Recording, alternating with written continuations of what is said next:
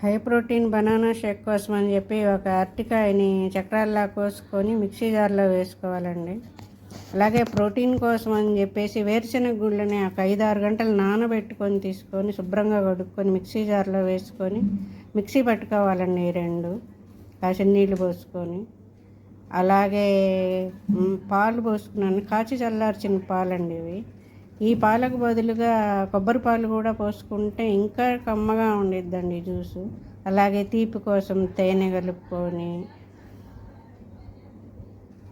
ఈ జ్యూస్ చేసుకుంటే చాలా బాగుండిద్దండి. పిల్లలకి చాలా హెల్త్కి చాలా మంచిదండి. ఎండాకాలం పిల్లలు ఇళ్ళల్లో ఉంటున్నారు కదా, సాయంత్రం పూట చల్లగా ఇలా చేసి ఇవ్వండి. ఎంతో టేస్టీగా ఉండిద్దండి. వేరుశెనగలోని ద్వారా ప్రోటీన్ అందుతుంది బాడీకి. పాలలో ఉండే కాల్షియము అన్నీ కలిపి అందులో ఉన్నవన్నీ హెల్దీ ఇవేనండి. ఒక్కసారి ట్రై చేయండి.